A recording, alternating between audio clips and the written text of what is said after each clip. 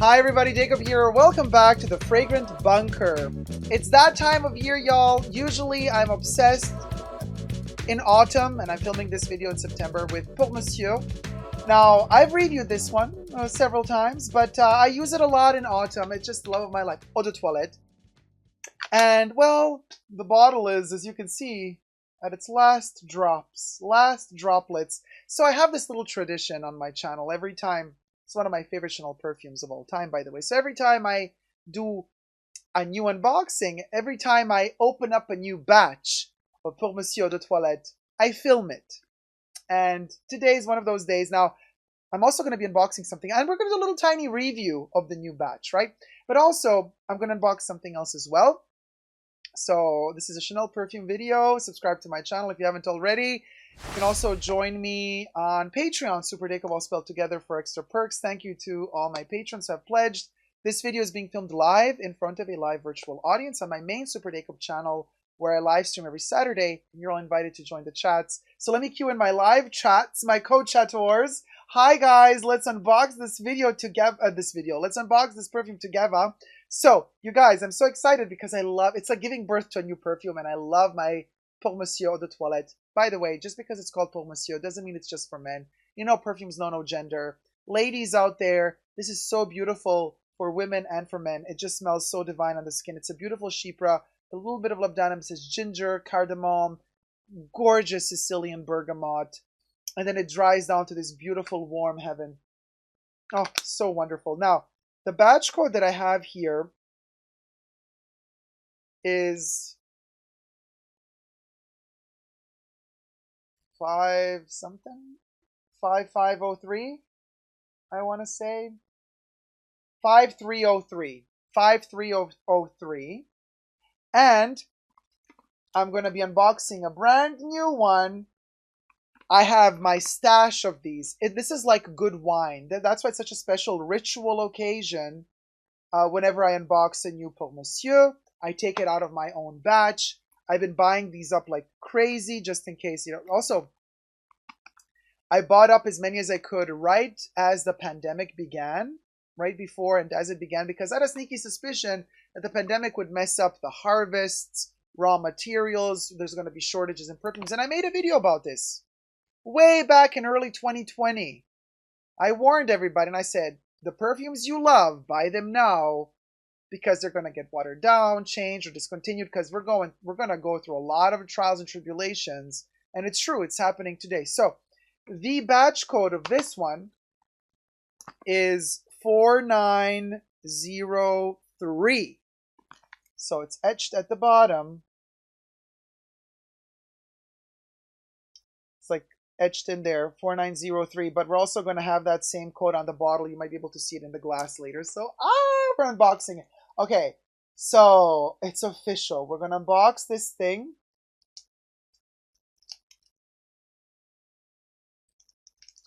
Here goes, you guys. A little ASMR moment.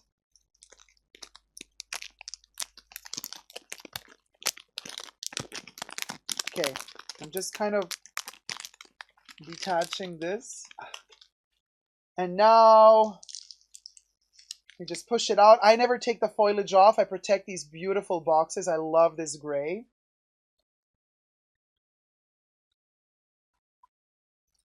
Hold on, y'all. Oh, here it comes. No pun intended, but oh, there it is, the new one. I love. Oh, here it is. Hold on, you know what? Oh, this makes me so happy. Unboxing a new Pour Monsieur is always such a joyous occasion. It's a moment to it's giving. It's giving the gives. Here it is. A brand new batch. We gave birth to a new Chanel. Oh, you know what I mean? Like, look how it's reflecting the light. It shines from within. It's like sunshine in a bottle. Oh my gosh. Okay, so batch code 4903 etched into the glass down here. Right down there. Now, obviously, it's etched in the glass. It's really hard to see. There, you can see it a little bit. 4903. So this is early 2000, early 2020. So this is kind of still manufactured before, shortages began. Like liquid gold, says Diamond Diva Princess. Exactly. Okay, we're gonna spray it, y'all. Mm. Mm, mm, mm, mm, mm. Oh, yes, my beauty. Ah.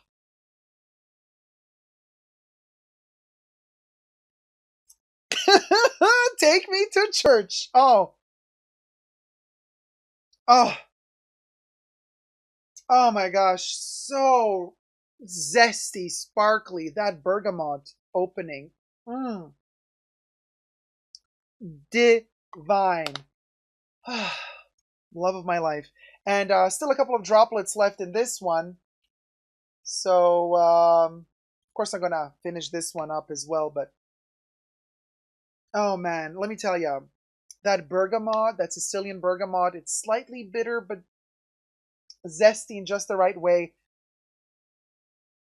And then you have that cardamom, and you get that gingery moment there as well. They don't really list labdanum, but it's there. And also, what is really fascinating, one of those rare perfumes that still carries real oak moss, albeit a small percentage of it, but it is listed in the ingredients list in the back of the box, Evernia prunastri, oak moss extract. It's right there at the bottom, right there towards the end. Let me see if can you see it? Evernia prunastri is listed at the bottom. Oak moss extract in its natural form. Now IFRA is kind of limiting the use of it. Oh man, it is.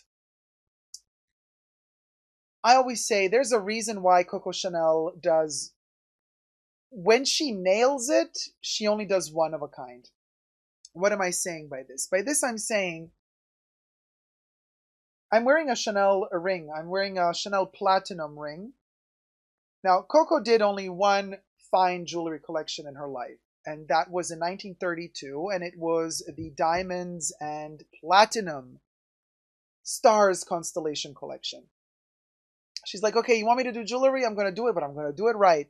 And I'm going to create the collection for the gods. And I'm going to give them the stars, platinum and diamonds. She didn't bother with gold. Why bother? Platinum has double the density of gold. It's way more hard to work with. It's more solid. Same. And then once she was done with that, she's done. We still today talk about her 1932 jewelry collection, the diamonds and platinum star constellations. Now, she did the same with perfume.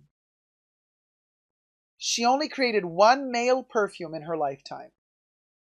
With Henri Robert, so the perfumer of the Eau de Toilette of Pour Monsieur is Henri Robert. She created with Henri Robert Pour Monsieur, and she was like, perfect, I'm done. I'm done. Why? There's no need to make another one. Why make another one? This is it. This is the one. This was her counterpart to Chanel No. 5. She felt that this was the male counterpart to Chanel No. 5. Now, obviously, those were different times. If Coco were alive today, she would definitely be the type of person who would say, you know what, perfume knows no gender. For the sake of earning more money, she would, of course, still separate male and female, perfumes, but she knew that Chanel No. 5 was a unisex perfume. But she created this bergamoty chypre sensation that is Pour Monsieur. Eau de Toilette. Eau de Parfum is a different story. She never created... Eau de Parfum was not released in her lifetime. The Eau de Parfum came later. It's a fougère. It's a lavender-based fragrance. This one is not. This is a chypre. And, oh, Diamond Diva, thank you. You need to write a Chanel book, she said. Thank you. This thing delivers a story. It's like time travel. It smells of the 50s. Coincidentally, Pour Monsieur was released in 1955. the same year that Coco Chanel released her 255 bag, the most iconic handbag of all time. Sorry, Birkin and Kelly, it's just a fact. The 255 is way more iconic, in my opinion. So she released the 255 bag the same year that she released Pour Monsieur. Coincidentally, the same year Disneyland opened in California, also 1955. There's something about that year, isn't there? This perfume was released in the 50s. Oh, Gosh Get a Life says bergamot is known to help with depression. It delivers a much needed perk me up. A much needed perk me up. It does give you effervescence. It makes you feel alive. It really, really does. The bergamot does make you feel happy.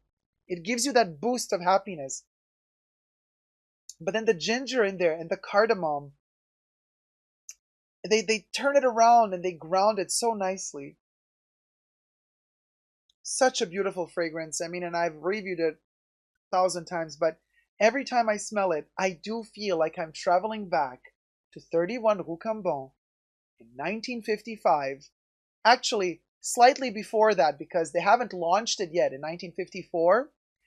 And I am in Coco Chanel's private rooms, atelier.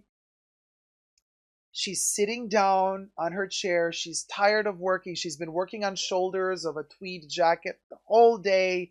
The clients are annoying her. Everybody's super, needy. They all want her. She just had her comeback. She came back in 1954. And now she's working on revolutionizing fashion all over again. And here I am in the late 1954 in her atelier after a long day of work. She sat down to smoke a cigarette. All the materials are on the floor all around her. There's tulle, crêpe de chine, cashmere, tweeds. There's her favorite pink and red hues draped around in different spots of the room. Tyrian pink and Tyrian red. And she's sitting on this, golden little chair that she has with the beige cover of the seat is beige. She's sitting there, hands crossed with a cigarette. And then she looks up at me and she says, "You know what, Dacob?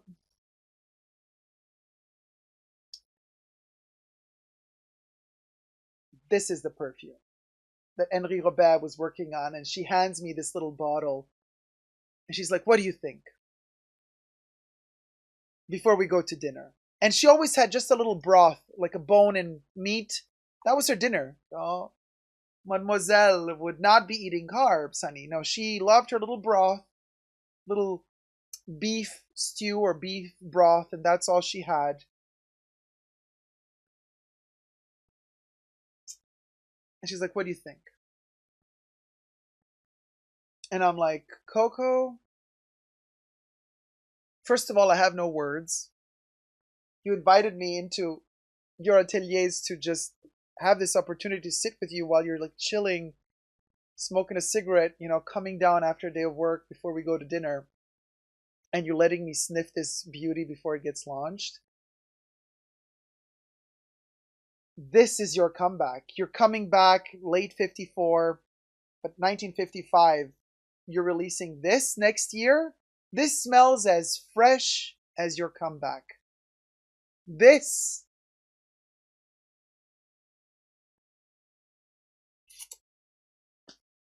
It's the cherry on top of a cake. It's delicious. It's divine. It's sophisticated. It's detached. But at the same time, it knows what it wants.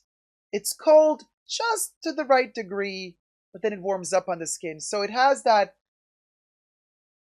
French snobbery, but then it also has the French embrace once you're accepted into the inner circle. It is a wonderful perfume, and it's refreshing. It's new, sensational. And then she says to me, "You know what? I need to make a bag to carry it in." No, of course she didn't say it, but And then the 255 bag came the same year as the perfume. I run this movie through my head oftentimes when I smell this perfume. Pour Monsieur gives me this idea of being with Coco in one of her ateliers at 31 Rue Cambon while she's stressing and so nervous for her comeback, but at the same time developing a new perfume and the 255 bag and the slingbacks. The famous slingback was also developed in that time. Every time I smell this perfume, I am there with her, talking about her comeback, talking about all the new ideas she has, all the desire and the wish that she has to let go of that freaking past, terrible past. But also the desire to keep alive the memory of the good sides of the past. You know, the fun that she had in the 10s and the 20s and part of the 30s. And the willpower that she had to come back and say, you know what, I'm not done yet. I still have something to say. And I still have to tweak that tweed jacket just a little bit more. I got to tweak those shoulders just a little bit more. I got to add just a little more texture, just a little bit more color, and cut away a little bit more on that edge over there. And I see her obsessed with perfection, creating a uniform out of her own life whenever I smell 1955. It's the epitome of Chanel. You don't need much more.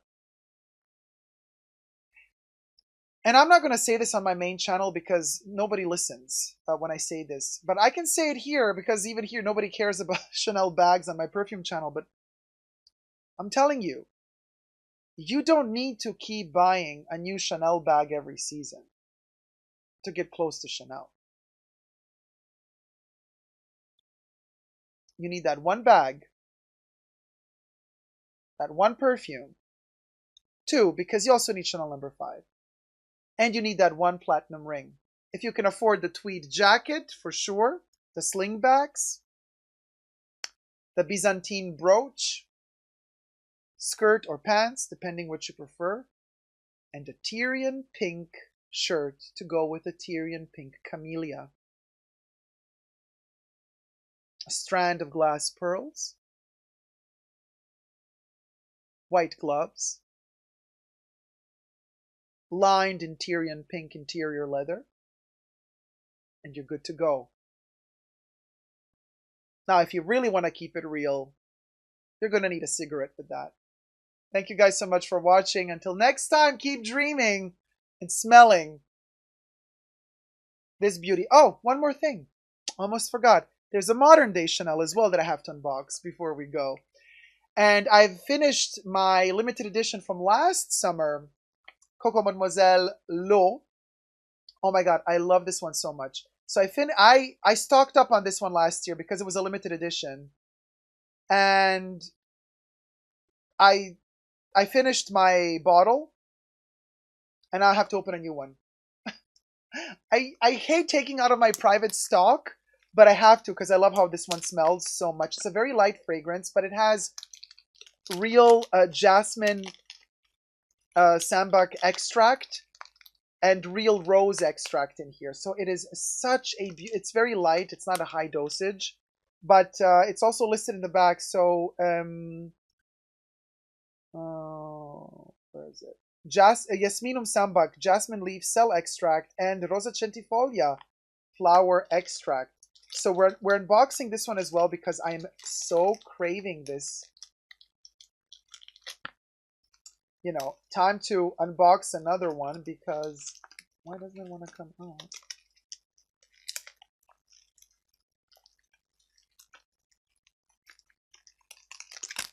Okay. Here goes. This one is actually gorgeous because it comes in a metal container. Super fragile because it gets dented easily. They stopped producing this one. They were really, they held their word. They said, hey, this is a